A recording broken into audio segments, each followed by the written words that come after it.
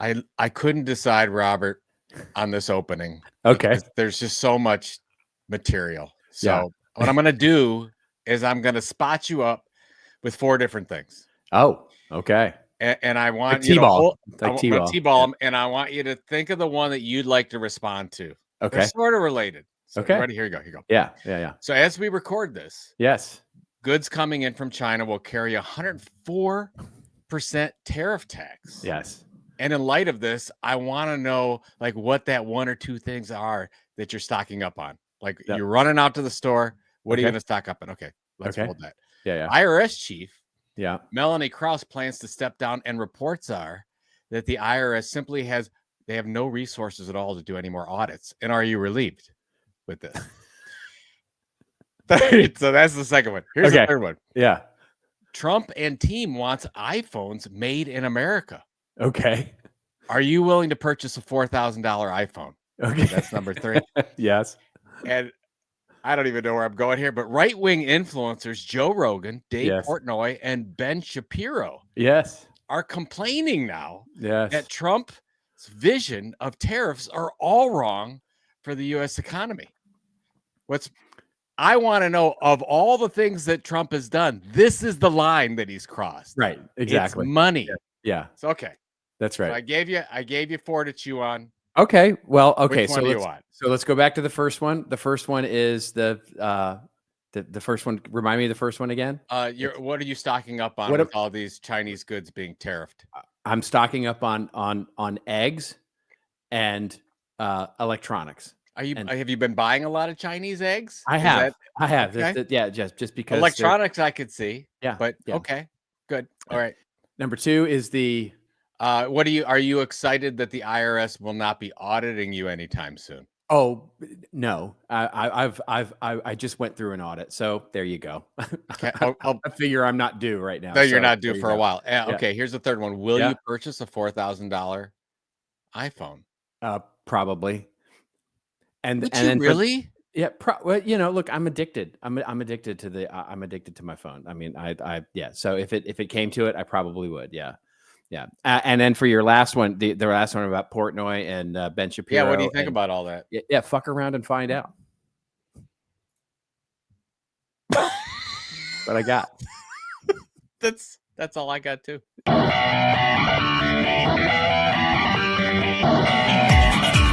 Just remember, everybody has your story to tell. Tell it well. On This Old Marketing. And now, for your listening pleasure, here's Pulizzi and Rose, covering the week of media, marketing, and digital content news. This Old Marketing. Take it away, boys.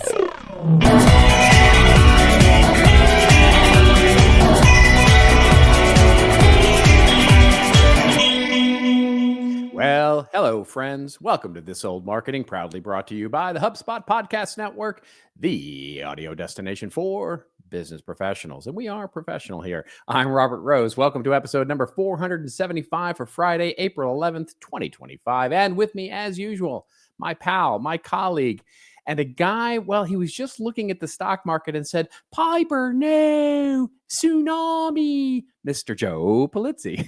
I swear. Have you watched White Lotus? Did you watch White Lotus? No.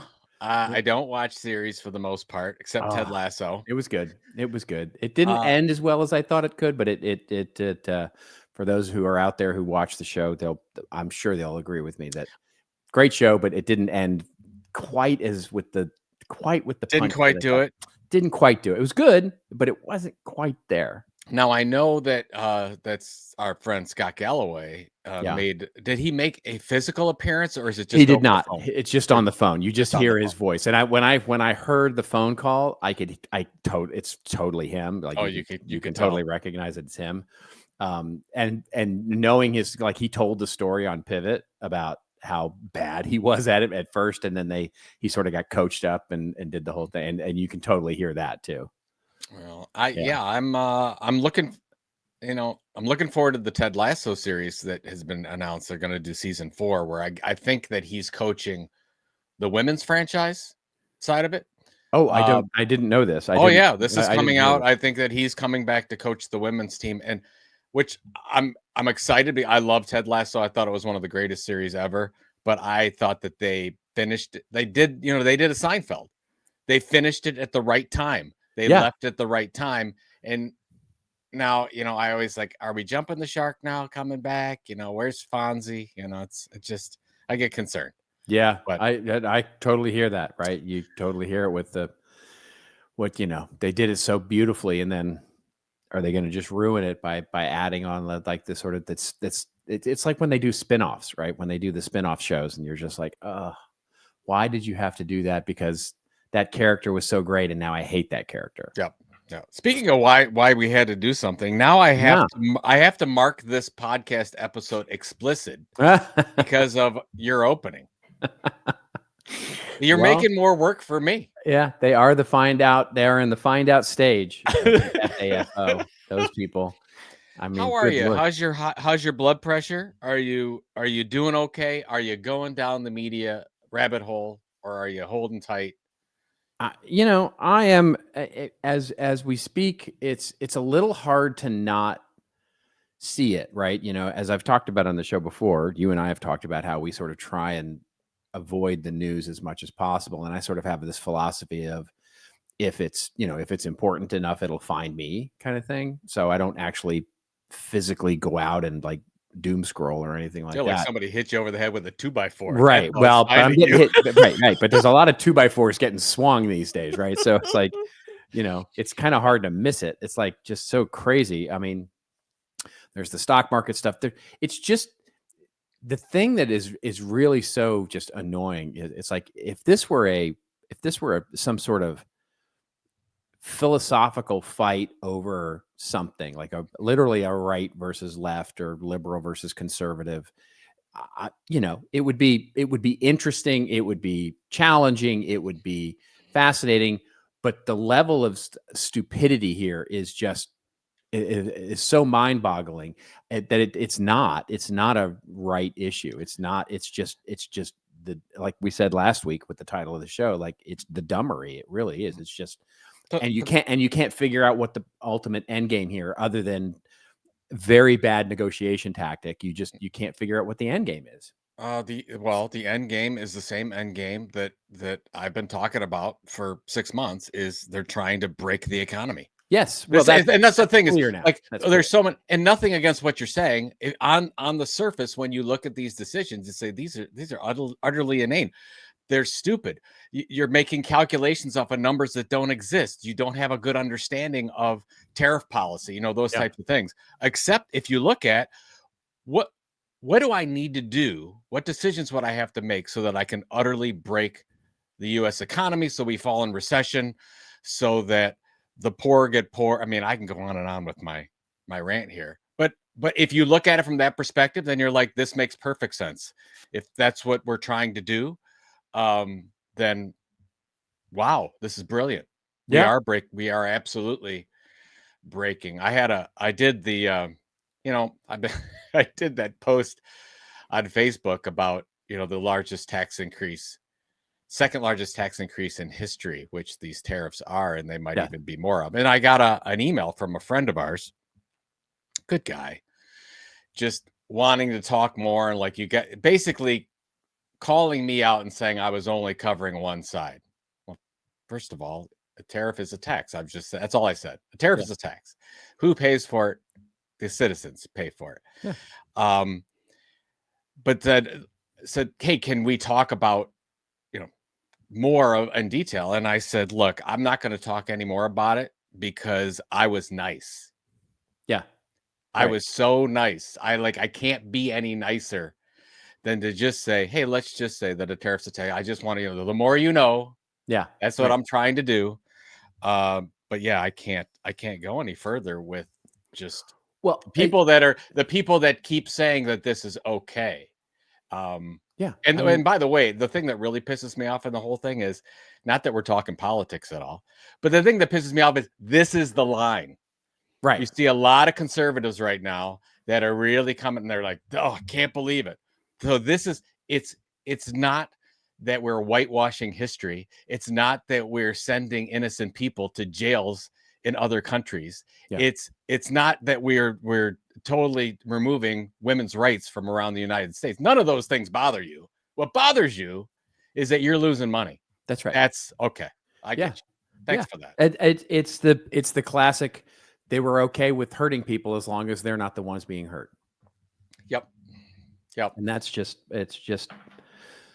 the dude does not abide. That's where I don't. That's where you lose me, right? When you were okay with everybody getting hurt except for yourself, it's like that's anyway. I don't know. And the thing, and just to put a bow on this one, not that again, we're not talking politics here. This is in 08, 09, 10, I had a really good idea of the strategy and from financially and what to do. Other policy decisions that have been made over the last 15 years, I had a good idea of what I and my family and what we stood for and had to do. COVID, what happened, all those things. I had a really good idea of what this is. I don't, to your point, what is the end game? When we're America only, we're riding by ourselves here. I don't know where to go. And I think that's where I'm struggling. And maybe a lot of our listeners are struggling as well. It's what do you do with this? What can you do? Yeah. I'm asking you. I don't know. I really don't know. I don't have a good answer for you. I mean, for those who are about to retire and where their 401k now sits, where, look, from a stock market perspective, the stock market is not the economy, right? So, So we have to separate those two things out, right? So so right now things are a harbinger of things to come for the economy, much more than they are sort of real. Right now, the stock market bouncing up and down as it is not really going to necessarily be something you feel immediately, except for those that have 401ks. Now, here's the thing. Right now, we're in a place as we speak today where basically 2024 didn't happen in the stock market. The stock market today is almost exactly where it was at the end of 2023. So, and that was up. Oh, wow. We've lost all those gains so far. Yep. I didn't realize we were that low. Thanks for making me feel better on that. Yeah, there you go. So it's basically you've lost a year. Yeah, you've lost a year of growth. And we'll see what happens when things, inevitably shake out. The more concerning thing, to your point in the sort of opening of the show, is not necessarily the stock market, but it is if these things stick around, what ends up happening to employment numbers, what ends up happening to the actual economy, right? Where inflation plus, we could end up with stagflation, right? Like for those who are old enough to remember the late 70s, this was where you would get in line for 3 hours to go get gas because there just wasn't enough supply and there wasn't enough product to go around. And so it gets well, and I think just let's take it to marketing. I mean, this is what this show is about. So let's talk about that. I am super concerned about marketing budgets. Yeah. I would anticipate, and it's funny, every week that goes on means that these types of things will stay and our relationships will stay the way they are. And that means, from what we can see, we're slashing budgets. We're not hiring. We may be letting people off. And marketing is always the first to go. It's always because it's seen as a nice to have, not a critical. We always fight for this marketing budget. We need this. We need to get out there consistently delivering our message, especially content marketing. Yeah. But that's where I'm really our friends and family, our colleagues, the people that listen to this, I think that we are in an extremely tentative situation. It may, if we're working for somebody else. Right. It may, going back to what we talked about last week, where if you ask yourself, okay, everything that's going on, what could go right? Right. What could go, what in this weirdness, are there things that could go right? It could be, and I'm still working out a thesis on this because this is not with a lot of conviction at all, but it could be that we see marketing budgets generally stay the same, and because of the fact that people are the brand, especially, B2B and B2C, more B2B, I would see the argument here rather than B2C, which is because of the amount that's spent on paid advertising in B2C versus B2B. Yeah. I would see that there is a possibility that marketing budgets stay flat, if only because they need to make sure that they're out there marketing themselves in a world where prices are going to go up. In other words, they are going to have to be out. They can't just put themselves under a rock, right? And so it could be that owned media and addressing and finding customers in a very organic way starts to become the thing. So it could be that, and I know I'm not trying to be Pollyanna about this. I'm just saying there is an option here that says, well, we keep our marketing budgets flat or even increase it a little because we have to actually compete in a very tough marketplace right now. Yeah. Yeah. You made that point last week, which I hope. Yeah, it's true. It's what's interesting though, just about advertising and specifically to trade shows and the event scene. I've gotten 2 emails from large trade show organizers warning, like, oh, we anticipated growth in the trade show, and obviously that's not going to happen. We're looking at the travel budgets, restrictions, international, plus especially in large B2B trade shows, when you've got these tariffs going on, all these companies are global companies. Ooh, it's like, I mean, of course, last week I got, Bank of America and Goldman Sachs and Fisher and everybody sending me an email like, oh my God, everybody needs a stock market check. That's fine. I totally get that. That happens all the time. What doesn't happen is when you have global trade organizations that are coming out and saying, oh, yeah, hello. You got one from tourism this morning too. That just talked to Tourism Association. I think that has a lot to do with the travel thing. I really do. The trade show stuff has a lot to do with the Canadians and Europeans and stuff that are just they're just not gonna make the trip. Nope. Yeah. Yeah. Okay. What good news do we have? Yeah. Well, okay. Let's actually have good news. Get to our show. We do actually have much to talk about in the world of marketing and media and all the things that we talk about. And we'll start by just saying just a quick refresh. The fact that right after we got off of our show last week, much to neither of our surprise, TikTok ban, it was delayed yet again. We'll talk a little bit about where that currently stands and some of the things that have happened in the impending week. Then we'll talk about Google AI and how the search shift is actually making website makers feeling a little betrayed.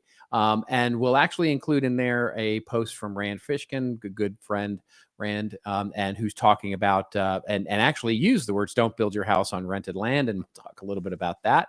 Then we'll talk about AI. And there's a really interesting report out that says maybe or maybe not, AI can actually save the news, save journalism, and talk a little bit about that. Then here come the ads of Made in America. We'll talk about how brands are now sort of touting the fact that their stuff is made in America, even kind of when it's not. Some of the interesting challenges that brands are going to have as they start to purport themselves to be made in America. Then we'll get to our winners and losers, where I'll talk a little bit about Duolingo's OWL and sort of the impact it's making.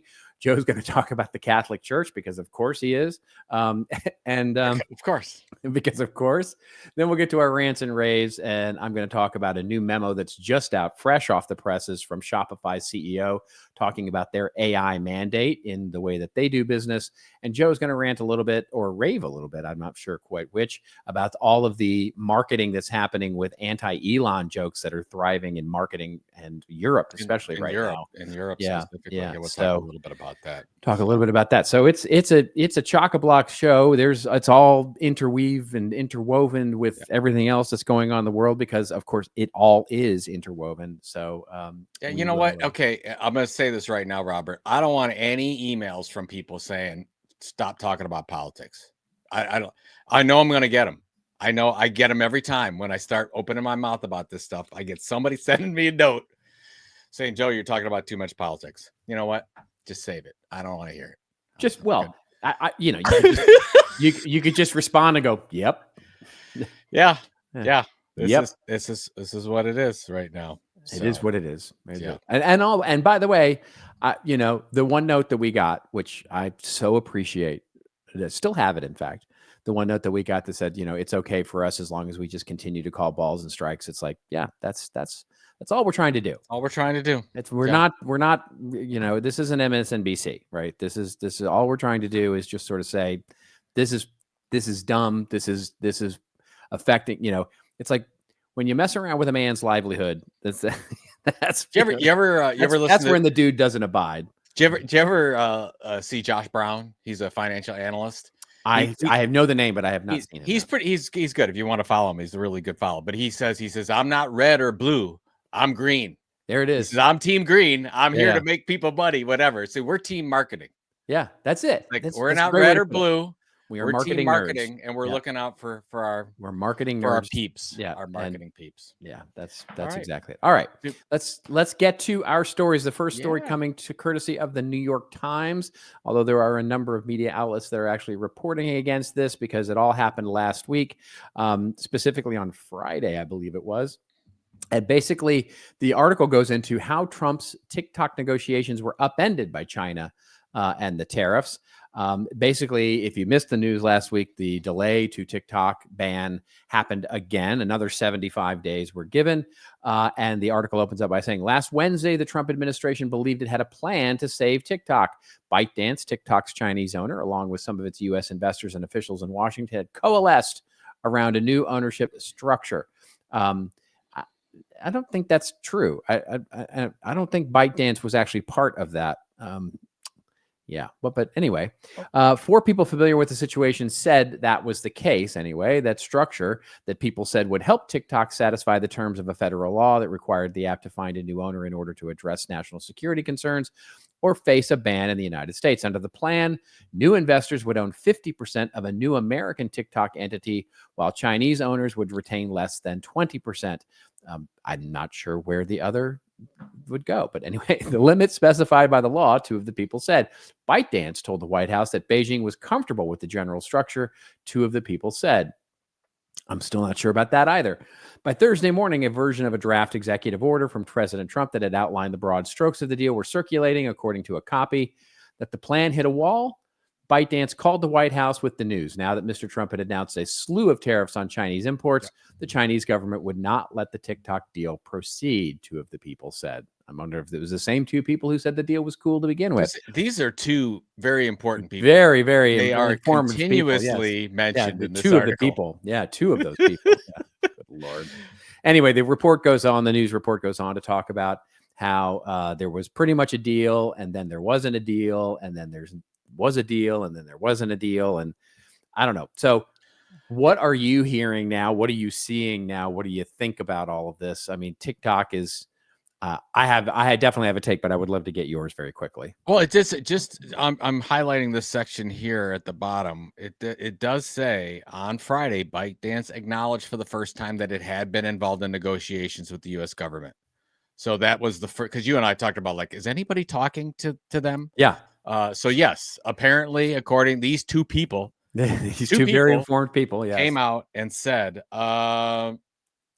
we called this. The funny thing to me is that if you're using TikTok as a bargaining chip for tariffs, it's such a small chip. You're talking about ultimately trillions of dollars in trade over a long period of time. And you're saying, if you give me a little bit on this TikTok thing, we'll lower. Like, what are we doing here? What right? Especially China, who's been in the long game forever. I mean, if you're talking about a country that thinks out 5, 10, 500 years, it's That's China. Right. It's China. They don't have time for us changing our minds every other day. Exactly. I guess what I don't know is this could happen multiple more times, because obviously we keep saying, oh, there's a deadline, but it's not a deadline. It's not really anything. Which is exactly what TikTok ByteDance is doing, right? I mean, it's just so clear to me now that this is exactly what they're doing. They're just basically going, I mean, to your point, it is literally like going to lunch where you're going to get hired for a new CEO job and basically going, hey, I brought you a cookie. Which, you know what I mean? How's that? You know what I mean? How's that feel? How you like that? Yeah, look at the pretty cookie. Yeah. Look at the pretty cookie. Because it's just not going to happen in that particular. I mean, and so, but for ByteDance, they can continue to do that. They can continue to bring cookies to lunch, and the kids get put.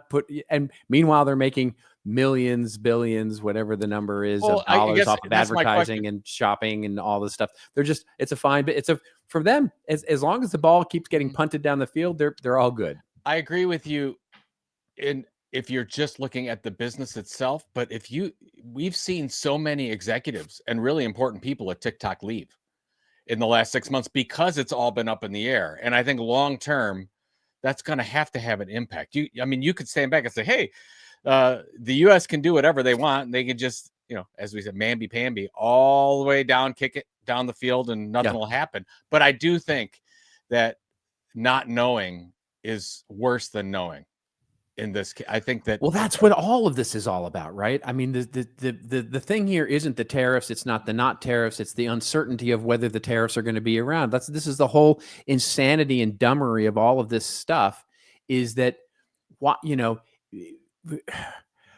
look, if we're supposed to raise money off of this stuff, that if the goal is to get the trillions of dollars that we're going to get in a tax hike from tariffs, great. If that's the stated goal, let's go with it, right? But of course, pulling it back, using it as a negotiation tactic means that's not the goal. But then if it's for us to be inspired to build factories, to build iPhones, or to do, or to build, manufacturing and bring some sort of manufacturing back. By the way, it wasn't the Mexican factories or the Chinese factories or the Indian factories that took manufacturing away from America jobs. It was robots and automation that took manufacturing jobs away from the US. So we are beyond the fact where manufacturing coming back, where a bunch of us Americans are sitting on an assembly line putting iPhones together makes any kind of sense. By the way, we should all know that we are the second largest manufacturer in the world behind China. Exactly. And the thing is we don't want to make Nikes. We don't want to make iPhones. Here's the thing. Let's say that we open up manufacturing. It's going to take a decade. Let's say we move that kind of manufacturing back to outside of the increased prices. American workers don't want to work. I know. They don't want those jobs. And by the way, we're kicking out all the immigrants who would want those jobs. So yes, exactly. Anyway, we got off on a side track there. So coming back to the TikTok idea here, the thing about the ByteDance and TikTok and all those things being negotiated over tariffs is completely a distraction here, and completely such a small thing in the world of everything. And I still, and this is what I posted on LinkedIn the other day, all of the stuff that they said was all ready to roll. It's like, okay, but you still didn't explain how it's going to work, right? It's like, nobody has been able to explain to me how an American TikTok is going to work, because you're not going to buy the whole company. And in other words, if I'm in China, if I'm a TikToker and I'm in China, can I join the American TikTok? Am I allowed to join, or no? Or it's only Americans only who can join that? So if I want to have the global TikTok versus the American TikTok, do I have to have two accounts? Do I have to do separate accounts? Do I have to have one where I double post? It's the craziness here in terms of when you start asking about the details is like, it just never is going to work. It just can't work. And so without it being schmick-schmock or something like that, unless this is all theater, and unless this is not going to be, they're going to say that they've created a deal, but basically it's just literally moving money around in a shell game, not unlike what Elon did with Twitter and X. But if it's a shell game with money and investors and stuff, like just to say, hey, we kind of conformed with the law here, fine, but just do it, then just do it and be done with it. It's like, all this is so annoyingly stupid. Well, the only thing that I keep thinking of is that the people that were standing at Trump's inauguration, which, you represented Meta and Google and Apple and Amazon, they will somehow benefit from this. That's all I can think. Like, whatever is done, that's kind of the ultimate goal, is that those companies, those individuals profit. and other ones that we don't know that are making billions of dollars through all this are going to profit. And so it's basically it's all about money. And that's where in the beginning, when I was like on my high horse about we got to ban TikTok, I really believed that this was a significant security issue. Not privacy security, but sentiment. Yeah, sure. Sentiment. And I still do believe that to an extent, except that now it doesn't seem to matter as much because we're driving. I mean, we're driving our own sentiment. It has nothing to do with what the exactly. Exactly. That's a great point. Hey, speaking of which, we should pay some of our bills before we get turned. I don't know who's going to turn us off. Nobody's going to turn us off. We can do whatever we want. That's right. We got no F's to give. We literally can do whatever we want to do. So because we want to, we're going to play this ad. Welcome to my field of F's. This is how many are left. You're going to do it. Here we go.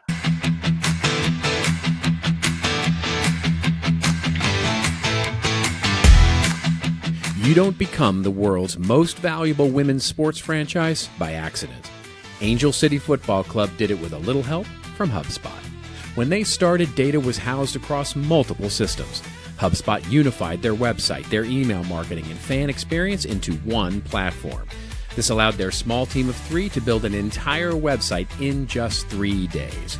The results? Nearly 350 new signups a week and 300% database growth in just 2 years. You want to kick off some great marketing? Visit HubSpot.com to hear how HubSpot can help you grow better.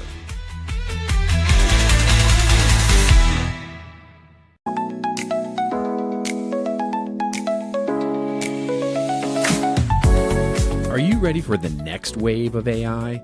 Let me introduce you to a podcast, The Next Wave, Your Chief AI Officer, hosted by Matt Wolf and Nathan Lands, and it's brought to you by the HubSpot Podcast Network. You can catch The Next Wave with Matt and Nathan. They are leading AI creators who are your guiding light in the AI and technology frontier. AI technology is transforming the way we do business, and The Next Wave, well, it strives to be a leading podcast on AI technology and how you can apply it to your growing business. Listen to The Next Wave wherever you follow your favorite podcasts.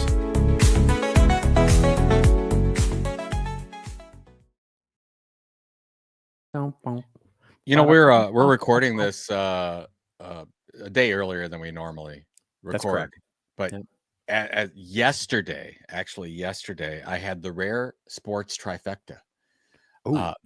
I went to opening day Guardians game. Oh, how amazing was that? Oh man, I froze something. It was so cold. It was 30. You froze. I was at opening day, Cleveland Guardians opening day. It was 34 degrees. Oh my gosh. 34 degrees. Felt like 11. Wow. But anyways, they won 1-0 in an exciting walk for a victory. Okay. Bases loaded walk. The Cavs won yesterday, and Arsenal defeated Real Madrid in Champions League play. That's huge. So I got all 3 of my teams won on the same day. I'll tell you. Doesn't happen very often. I will tell you what. My Dodgers. They're on a hot streak right now. Oh my goodness gracious. Yeah, they don't have torpedo bats, but they got Ohtani. So when you spend $400 million a year on your payroll, hello. We spent 4. Yeah. We were able to put out 9 players, just like the Dodgers. Yeah. They're a little better. Yeah, they're a little better. Yeah, the Dodgers. I feel like that's a dig in some way, but I don't think it's the flex that you think it is. I just don't think that's the. I think that the Guardians franchise. First of all, I love my Cleveland Guardians. I love the way they play. Yeah. But I think that the management and the ownership actually tries to be profitable with the business. Sure. And if you look at most like franchises that are really doing well in any sport, they lose money year after year because and then the appreciation of the business, it takes. Yeah. Are the Dodgers making money on paper every year? I don't know. I don't know the answer to that. I know the Cowboys are. So put it that. I mean, that's one of the criticisms of the Cowboys is that they are by not a little bit, by a lot, they are the most valuable sports franchise in the world. No. Yes, No. I believe that's true. I mean, it may be one of the soccer teams might be one of you the soccer keep talking. I'm gonna check it right here. Okay. Sports franchise. Let's see if Google in the world. They're either second. They might be second behind one of the. You're right. Yeah. I hate you. Yeah, yeah. 10.1 billion. Right. So it's it's not by a little bit. It's by a lot. And so one of the critiques is that they can't win a championship because Jerry Jones is too focused on the business and the marketing of the team rather than winning. So so anyway, we get off on a rant there, but I hear you when I get mad at the business for not winning and focus on profitability for two different reasons, right? For yours on one side and mine on the other. This is a great episode. I don't think we've talked about hardly anything of substance. This is why you tune in, folks. This is why you tune in. This is it. You want an hour of nothingness. Chuckleheads mumbling about we are two old men screaming at clouds, and that is the dummery. Into the dummery. Okay, what do we got? Right. Yeah, we got a good one here. This is a really interesting story, actually. This is coming courtesy of Bloomberg. Via one of the only articles I've ever been able to read on Bloomberg without having a subscription, which is that's just becoming more and more the case, right? It's so for a guy, anybody out there who has to do news stuff for your living, like I do, like pulling together news stories for a show, it's hard. It's hard. Bloomberg, Business Insider, all of them, New York Times, Journal, they're all gated. Yeah, and you can't. It's very hard to send you to stuff that I'm going to have you enjoy without having you become a subscriber. Anyway. Get off on. Yeah, we're going to be like, here's Jack's blog. Because it's not gated. Jack's blog. It's just Jack. Just Jack. Just Jack. That's an obscure reference right there. Will and Grace, great show. Yeah. Anyway, all right. The article, the headline here is basically Google AI search has really left website makers feeling betrayed. The article opens up by saying it's a very sort of cold, open, personal story. In March 2024, website owner Morgan McBride was posing for photos in her half-renovated kitchen for a Google ad celebrating the ways that the search giant had helped her family's business grow. But by the time the ad ran about a month later, traffic from Google had fallen more than 70%.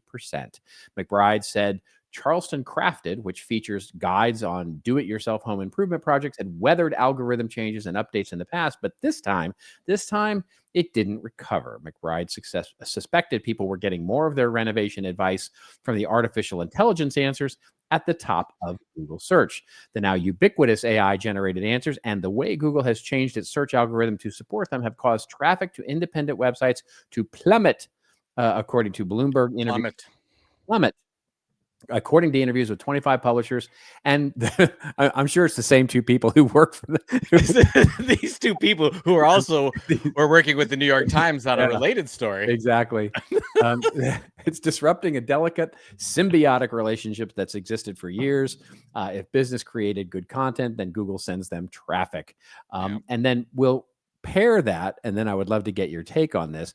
So Rand Fishkin posted on LinkedIn an article that got a lot of virality to it, which basically said, started off by saying, don't build your house on rented land. And he quoted himself there in 2001 through 2020. And then in 2020, he updated his quote to say, better build those rented land houses, even if they might get pulled away from you, because that's the only way to influence the audiences you need to reach. And then he goes on to say LinkedIn, YouTube, Reddit, Twitter, Facebook, Instagram, TikTok, Blue Sky, Threads, and yes, now Google too. All the places people pay attention are rented land that's sending you fewer and fewer clicks. But marketers, we can't do what we did for the first 25 years of the web and hope it works out anymore. It's time to go against the advice we once gave and build on rented land. So, okay, I got a lot to say on this, but I would love to hear your take. I think we should talk about Rand's. Yes, for sure. In a second. But the thing that I want to mention about Google and what Google's doing, they had so much time to fix search. They had their big lead. Everyone was going to Google. Now we're in the age of AI, and they've rushed this move to. It's almost like you're just getting AI results out of Google now, There's very few clicks going on. And when they do refer, it seems to be going to these very large sites, and small publishers and creators and marketers are getting hurt because of it. Shame on Google for not fixing this years ago. And now they've got, I think, a bad product, and we can't rely on it anymore to get search engine traffic, because I don't think search engine traffic will be a thing in 2 years. Like, I really don't know where this is going, but for sure, we're getting our results from AI. Whether you're going to Google and getting AI, or you're going to ChatGPT or Claude and getting your AI results, you're getting it from whatever this algorithm is now. And honestly, I'm not a big fan of it. So yeah, that's my take on that. On Rand, I get where Rand's going, and I can't necessarily disagree because of what's going on with things like search. But I don't like the advice, because if marketers do this and they say we need to be in all the places, they will get nowhere. You and I both know the majority of marketers cannot create consistent content that's differentiated on 5 or 6 platforms at the same time. Rand can. Rand's whole team is amazing. He's got the resources to do it. He can absolutely do that. Can the brands you're working with that I've been talking to do that? No, they can't. They have to focus on one at a time. And we've always said, if you're going to focus on rented land, go ahead, pick a channel, be great, be differentiated, build that audience. And then hopefully over time, you can get that audience to sign up for something that you control, specifically maybe email, maybe a wonderful email newsletter. I think that is still the way to go. It almost seems like Rand's given up and said, okay. And I know that's not what Rand is saying, because he's been a big proponent, of course, comes from the SEO background. Yeah. We want to build really consistent and valuable content on our own website so we can control. I'm sure he would still agree with that, but it's almost like, oh, we have to give up now because everybody's on these other platforms. I am not willing to go there at this point. I'm saying, yeah, absolutely. You can spend some time on those rented platforms, but still the most important thing, in my opinion, is having something you can control, like any business. If you can't control it, well, we're getting up in the morning and we're going to put our entire business models in the hands of these other companies that don't care about us. I'm not there yet. I'm not going to do it. So that's my take. Okay. Thank you. Thank you for that. Thank you for that. Okay. Okay. Rant, I get off the soapbox. Go. No. It's good. It's good. It's good. I'm going to mention, I only have one thing to say about the Google thing, which is, I think the results, the disappearing traffic from Google has much more to do with organic search algorithm changes, and the focus on their sort of, which has related to the AI, but it's basically the fact that the first page of Google ads now is almost all ads, right? I mean, it's gone from 2 or 3 to, it's in some cases the entire first page is all ads, and then you get to organic such below. So I think it's much more of an organic algorithm classic search change rather than the sort of introduction of AI, because I think AI is still, in a way, very nascent in terms of how many people are using it in terms of percentages. So that's all I have to say about that at the moment. I'll come back to what Rand said, and I actually just did a deep dive on this and wrote an article. My article came out this week on this exact topic. It's a thing that I'm calling audience gravity these days, which is, if you look at what's happening, so at the highest sense, so the sort of bumper stickery, sort of don't build your house on rented land.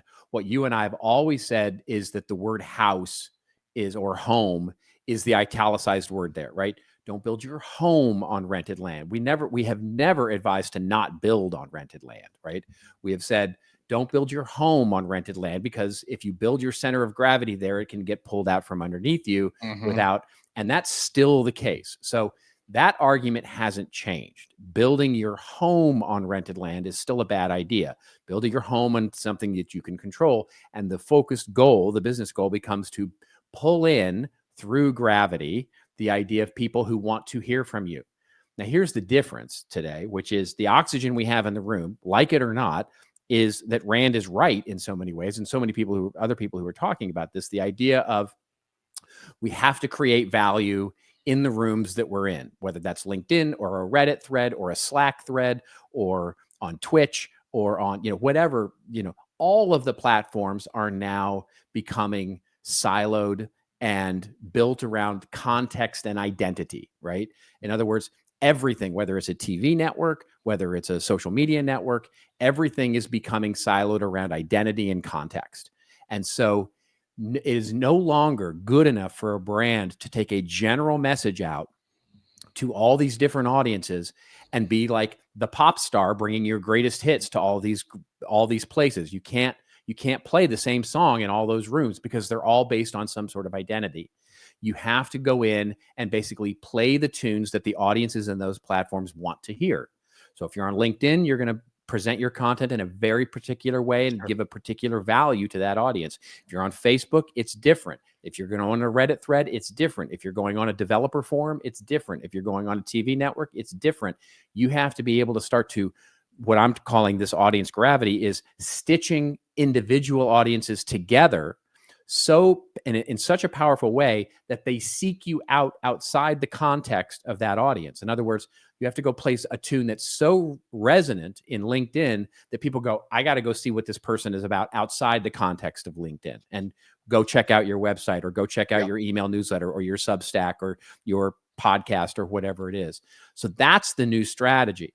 It is a nuanced sort of content strategy. And I argue that it is, you are absolutely correct that those with resources can do this kind of thing. Those without resources, it becomes very difficult. But it's kind of what we have to do now. It is what we have it's the oxygen we have in the room, and we have to be able to do that. So it is about making your owned media content even better. It has to be even more exclusive. It has to be even more, and there's a real argument for putting in gates now that isn't going to make it available to AI, and they're not going to make it available to the public without some sort of transaction to say, I need this and I want this because I want to become part of your siloed, identity-driven context audience. So I think it's a more complex argument than it's ever been, and it's a really challenging time, but that's the idea here. I guess from listening to you and then rereading what Rand wrote, I would say nothing has changed. Right. Nothing. This doesn't. It's just it's become sharper, right? The blade has become sharper in terms of what you're trying to do on social media, what you're trying to do in any of these sort of audiences, is you're trying to resonate in what has happened is we become, and I know tribal is a wrong word these days. It's not a good word to use, but sort of siloed and or identity driven in audiences is just the fact, right? Audiences on LinkedIn expect one kind of content, and audiences in Facebook, audiences on your blog, audiences on a MSNBC versus Fox versus Twitch versus Google, they want very specific things, and they go to those places to be part of that audience. So you've got to deliver the value to that audience, not your greatest hits. I don't disagree with you. I think that my concern is that if I'm a marketer and I read this and I say, you need to be on LinkedIn, YouTube, Reddit, Twitter, Facebook, Instagram, TikTok, Blue Sky, Threads, and Google, of course, and all those other places. If you take that advice, you will fail. You can't do it all at once. This is a long-term strategy that takes time. And we've been in too many meetings that say, here's our strategy. We're going to be everywhere. That's right. To do what you're talking about is necessary. It has been necessary, and it's really difficult. It's always why we've said an omni-channel strategy is not possible, right? It is not possible. I don't care how big you are, an omni-channel strategy is not possible. You have to prioritize. You have to phase it. You have to build it you stitch these audiences together one by one, room by room, and you build and build and build and build. Now, the thing that's sharper is that you have to build a more valuable property on that rented land than you might have before, right? Where before it was like, hey, I can stick a link to a blog post and an abstract of it and a cool image, and people will click. No, not anymore. Now you got to deliver the value at a much higher rate within each contextual room. So it's the same strategy we've been talking about for 10 years. It's just even more, right? Mm-hmm.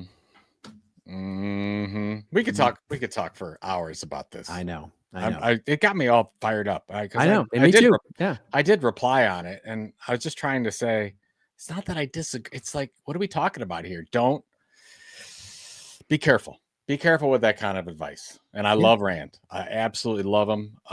But people will take that and do it. Yeah. Well, they'll take it literally, which literally. Yeah. And just be careful. Okay. Yeah. So, all right, let's get into our winners and losers here, and really get into the well, I guess yes, the winners and losers. Let's just do it. We're cutting out a whole bunch of stuff here, but we're at time. We've been yammering on. So, would you like to go first with your winner or losers? This is where Joe and I pick a winner from the last week of marketing or a loser from the last week of marketing. I'm happy to. Here, I'm going to throw up this article here. It's from the New York Times. It says, recovering Pope surprises pilgrims with a public appearance. Basically, the Pope of the Catholic Church, if I need to say that, has been sick recently. Okay, we knew that. There was some very close a few weeks ago, a few months ago. We didn't know whether or not the Pope was going to make it. It seems like the Pope's come out of it and starting to make some public appearances. Doesn't look very good, It's got the breathing apparatus on. Yeah, looks very old, and it's not a good look. And there hasn't been many times in the Catholic Church's history where a pope steps down, and it's called the papal renunciation. Actually, Pope Benedict, the most recent one, stepped down. Yep. So that Pope Francis could take his spot. We're seeing this over and over again. We saw it with Joe Biden. We're seeing it with Donald Trump. We're seeing it with the Pope. We're seeing very elderly people that in some cases don't have their full faculties anymore. I'm not saying that Pope Francis doesn't. I'm saying it's not a good marketing look. And if the Catholic Church, which they've tried to for a long time, is to get more people, more youth involved in the Catholic Church, it doesn't help. And I just think that Pope Francis is a good person. I think he's done a lot of good work. I applaud all the things that he's been trying to do for people's freedoms around the world. But I think it's time to step down. I think that it just has to happen, because you're not going to draw new people into the church with that type of marketing. And I might get a lot of hate on this, but it just seems to be happening over and over with these large institutions that we're putting people in office that are 75, 80, 85 years old. And I don't know if it's good marketing.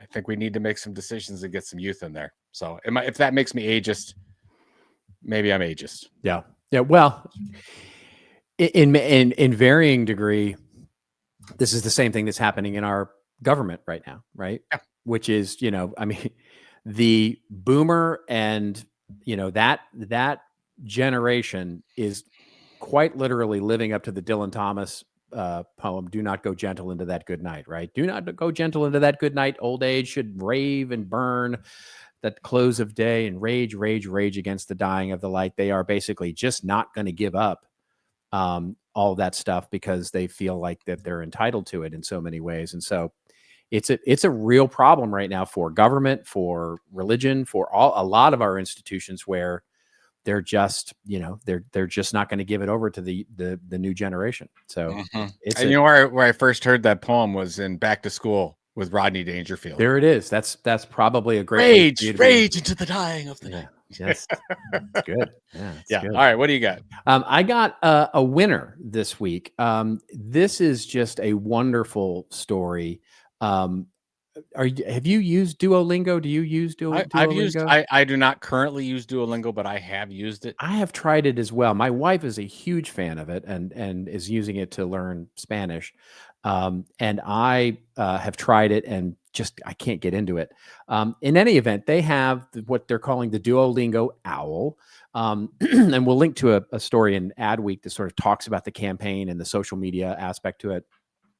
But what they're really doing is just so wonderfully brilliant. Is they've sort of taken the whole social media idea. And, so in so many ways, like Wendy's and those that have come before, creating a real personality for the brand on social media, but they're putting it through the mouth or the beak in this particular case of the Duolingo owl.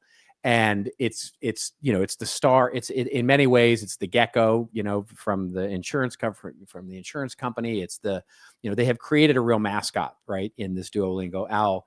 And it's just managing the sort of resonance with younger audiences to, pulling in pop culture from like the Severance TV series, videos that it's doing with pop stars, the social media sort of, it's sort of like a diva a bit, it's a little bit on the, a little edgy. It's just really just a quite ingenious way to pierce the noise of what's going on these days from a great content, and also creating a voice for the brand that doesn't necessarily have to represent the corporate nature of the brand, which is just so much fun. It's so much fun what they're doing. It's edgy without being sort of dangerous. They've really balanced the idea of how to sort of resonate to younger audiences. And it's just fantastic. It's just a fantastic campaign and a real winner. And so I wanted to rave about it a little bit as a winner, because it's just great. So go read the article about what they're doing. And perhaps it's something you can learn from, because it's just doing very well. The Duolingo on Ice. Yes. Oh my God, it's so good. They were poking at the grublets. Yes, of course. From Blades of Glory. That's right. That's right. It's like, if you don't know that scene, I mean, the grublets. Yes, it's so good. It's so good, right? And the Barbie one, the one what they're doing with Barbie, it's really good. It's really, really good. All right. Excellent. Good example. That's a very positive. That's a very positive story for this. Yeah, it's fun. Thank you for doing this. Fun. Yeah, it's fun. We had to have some positivity and fun here. Okay. Let's get to our rants and raves, where Joe and I go off on a little bit of a rant or a little bit of a rave over something that makes us feel like we're watching our 401k in real time, or if we just don't, I don't even know what the heck the opposite of that would be, but all right. So would you like to go first here, or would you like me to go first here? I'll go. Okay. I'll go. Let's keep it positive here. Yeah. I got I thought this article in the New York Times was interesting. It's called 0 to 1939 in 3 seconds. It's good. Why anti-Elon Musk satire is flourishing in Britain. I don't know if you've seen these ads, but they're super creative.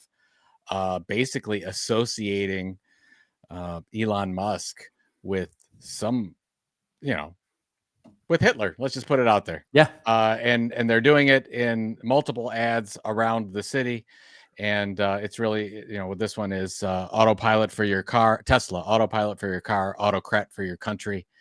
And they seem to be getting some momentum. And I think some of the, you can argue or not, but some of the boycotts that you've been seeing with Tesla, I think have to do with some of this underground, if you will, marketing campaign, marketing that's going on. It's some really, really creative. And I guess I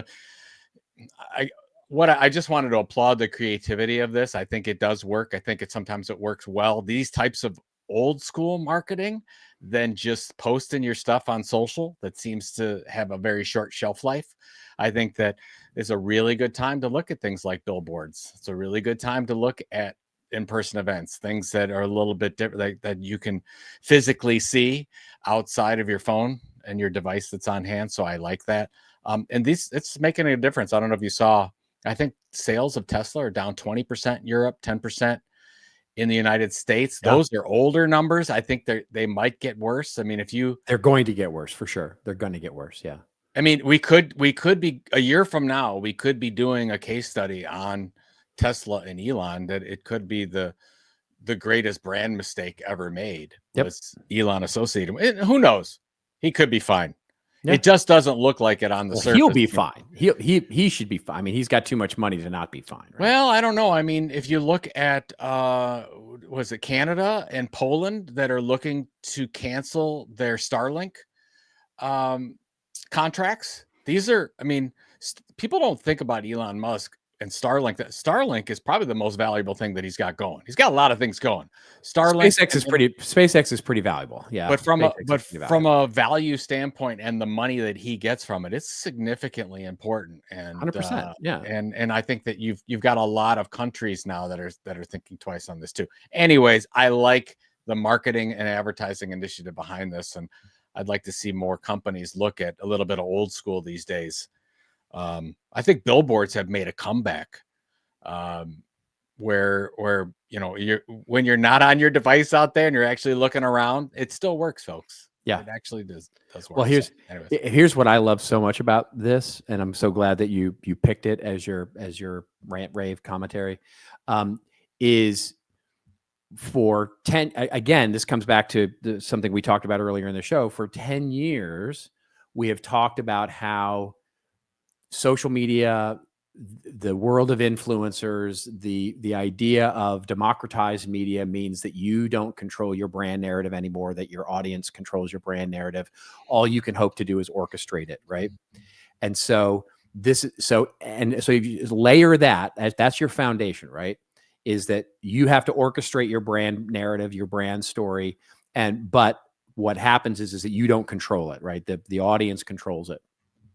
Layer in this idea and this gets to even what Rand Fishkin talked about, and everything we talked about with rented land and all of that kind of stuff, which is this idea of the surfacing of the influencer. And we've talked about it on this show: the employee influencer, the influencer, the celebrity as spokesperson influencer, and how that's becoming the people of a company are becoming the brand. And we always talk about it in sort of this is a great thing, right? Your CEO should be a thought leader. Your, leadership should be out there, on social media, talking up your brand. Your people, your employees, you should hire separately. And this is all part of a modern marketing strategy. This is the other side of that. These are the implications of not doing this well, right? And it's such a great case study of what happens if you don't do this in a good way, which orchestrates the brand story that you want to tell. And it's boom. It's just, this is front and center of the negative side of that marketing strategy, because there is always a dark side to marketing. And by the way, and we've been talking about how brands should embrace their employees as creators but yeah, there's a downside. This is the fear of doing that, when you put so much power, if you will, into the hands of your creators, and you can get a backlash like this. So I mean, there's actually there's a couple articles out in the last couple of weeks about Mr. Beast as well, talking about, is Mr. Beast too much of the brand? Of course he is. He's the whole brand, of course. And if Mr. Beast does something significantly negative, does that hurt his business? And the answer is yes. 100% absolutely does. Yeah. So upside and downside. You got exactly. All right, what do you got? It is a balance. Okay, so speaking of which, this is a link. What we'll link to in the show notes is there's a lot of people on LinkedIn that are posting this memo that came from Shopify CEO around their AI mandate. This literally broke yesterday. And so it's fascinating. What we'll link to is one from Ethan Mollick, who talks a lot about AI. He's written a couple of books on AI, really interesting books, by the way. He's a guy who's I'm reading a lot of, just sort of keeping up with what's going on in AI and sort of the reality of it and that sort of thing. Anyway, but he posted the whole memo as well, and his basically was, there are some important questions to be answered here in terms of what this really means. What I wanted to, I don't know if it's a rant per se, but basically, what was the memo? Before you go on, specifically the memo. The memo itself is to his team. His Shopify CEO is out there writing a memo to his team, basically saying, look, AI, you have to use AI. In other words, it's going to become the centralizing piece of what you do as an employee of Shopify. Okay. And then it goes through a number of things, right? That, basically AI must be part of your prototype phase, your GSD prototype phase, right? Which I'm assuming is getting shit done, but I don't know what their GSD is. Using AI effectively is now a fundamental expectation of everybody at Shopify. 3, we will add AI usage questions to our performance and peer review. 4, learning is self-directed, but share what you learned. In other words, you've got to share what you learned with AI. And 5, and this is the one I take the most issue with, before asking for more headcount and resources, teams must demonstrate why they cannot get what they want done using AI, which is just an incredibly silly way to actually position that, because you're asking employees to prove a negative. Basically, what can't you do, right? What can't, you can do everything with AI. What can't you do? You have to prove that you can't get it done. Sigh. Anyway, so my challenge with all of this is the philosophy behind it of, hey, encourage everybody to use AI as part of their personal productivity and get better at the thing that they want to get better at, whether that's product development or marketing or customer service or sales or whatever part of your business you apply to. Because apparently this is everybody, right? This didn't just go out to marketing, it went out to everybody. And so I applaud that. I stand up and applaud and go, great. But basically, to issue the edict that is just proven to be such a stupid bumper stickery thing, which is like, you got to get good at AI, right? Without even defining what getting good at AI really means, right? And you see so many of especially the tech bro universe that is out there sort of publishing this going, see, this is right. You got to get good at AI or you're going to lose your job. And then basically, and it's all about prompting. You got to get better at prompting. It's like, that's just the stupidest thing ever. And so the thing about getting good at AI is getting good at your job. In other words, if you want to get good at AI, get good at the job that you want AI to help you with, and AI will be good at AI at that point. And so using AI, experimenting with it, playing with it, yes, encourage it, mandating it as a piece of saying, we need you to be more efficient, and basically you're not getting any more headcount until you can prove that the job needs to be a human, is just a silly, silly, silly way of producing. I guess I am ranting on this. So it's just a silly way to position things in a world of new technology. It is just, it comes across as threatening. It comes across as, we're looking to replace you with technology. It comes across as all of the things that we really hate about evolving in technology and evolving the use of technology. And all this ultimately does is encourage your best performing people to do less, to do less, because basically, if I can't figure out a way that AI is going to replace what I do, then I'm going to be out of a job, or I'm going to get a bad performance review, or I'm going to get, I have to share this with my colleagues because it's going to make me, look like I'm hoarding things if I'm not. I think it was a bad move, just in terms of positioning what could have been a very inspiring message. To me, this memo came across as just very, very ham-fisted. So there you go. That's my rant. I think there was probably a better way to do it. Undoubtedly a better way to do it. Undoubtedly a better way. What's funny is when I saw this, the thing that I thought of was back in the late 90s when they used to lay out magazines by hand, and then they all of a sudden said, no, we're going to lay them all out. We have to lay them all out using Cork Express. Right. We're going to do that and everybody's like, what? You can't. No, this is the way. And of course, now you wouldn't even think about ever laying out a magazine by hand, because you do everything on a computer. So there is another side to this. It probably could be done with more dignity and more pomp and circumstance, if you will. But it just reminds me. Yeah, it just reminds me so much of. This was a lesson that, it's been taught to me for years. It was something that I learned actually out of Clayton Christensen, who basically said, when you position change in any organization, a company or a team or whatever it is, when you're trying to position change, you should always position it as a net new way of doing things, and an inspirational and this is what we're going to try and evolve into as new. Because if you position it as change, like, in other words, change your behavior or die, basically change your behavior, what you're saying to people existing is that what they're doing today is wrong. In other words, you're saying what you're doing today is wrong and you need to change into this thing. And that is just the wrong way to not get pushback and not make people feel like they don't want to do it. And so the whole tone of this memo that I see here is like, change or you're going to get penalized. And I think that's just the wrong message to send to an employee base that's already feeling a little like freaked out at the moment for everything else that's going on in the world. And then you throw this on there and it's like, great. Now you've made your people feel awesome. Good luck. Champ. You're right. Go, champ. You're right. Well, but if we're going to need more people to put screws into iPhones in the United States, we're gonna need AI agents to do it. There you go. Because who's gonna do it? Oh, that's fantastic. You and I aren't gonna do it. I don't know anybody that's gonna do it. I don't know. AI will do it. AI will do it for us. I have no idea what I have no idea what to even title this show. This is going to be a weird one. Dumbery part 2. I don't know. I mean, it's our shows are naturally getting dumber. Is that a good? Maybe that's sort of our secret sauce. It is. Is every show it really we'll all together just get a little more dumb.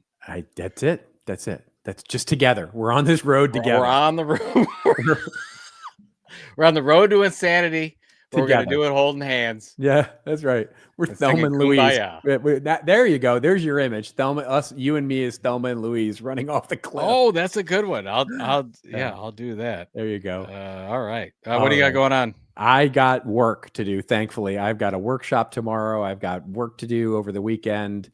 I'm in the middle of putting together a new class for a client. So yeah, it's all work, which is just fabulous. You love that. You love to be working. Oh my God, I do. I do love to be working. Me, on the other hand, I'm going on my golf trip this week. Oh, fantastic for you. So I will be, I think the weather's we're going to South Carolina. It should be beautiful weather. I'm looking forward to just hitting a little white ball for 4 days in a row. There it is. And this is something like 24 years in a row I've been doing this trip. It's fantastic. I don't even feel 24 years old. Yeah. This is the one there's drinking on, right? This is the drinking. Oh, there's drinking. Yeah. Okay. There's just a skosh. Yeah. Just a skosh of alcohol. And there'll be this weekend. I could imagine there will be a lot. We'll see. We'll see what happens. I'm sure it's just, we got a good group of guys going down. We have a lot of fun. Awesome. Yeah, that's it. All right.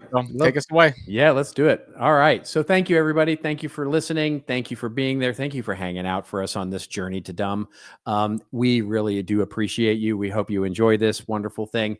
And next week, we've got another regular show for you. So please tune into that. And before we see you again next week, just remember, everybody, it's your story to tell. Tell it well. We'll see you next week on This Old Marketing. Hey, thanks a lot for making it this far in this week's episode, and thank you all for being a part of This Old Marketing. You can check out all the show notes of what we talked about today at thisoldmarketing.com, and it's also where you can leave us a review or a voicemail. We need those reviews and comments on whichever platform you follow us on. And if you haven't followed the podcast, please go do that and make sure you catch the latest and greatest episodes every Friday morning. We're on Apple and Spotify and all your other favorite podcatchers, of course, but we'd love it if you went over and subscribe to us on YouTube. That's right, YouTube. youtube.com/@thisoldmarketing. We'll see you again next week, folks, with another episode of This Old Marketing.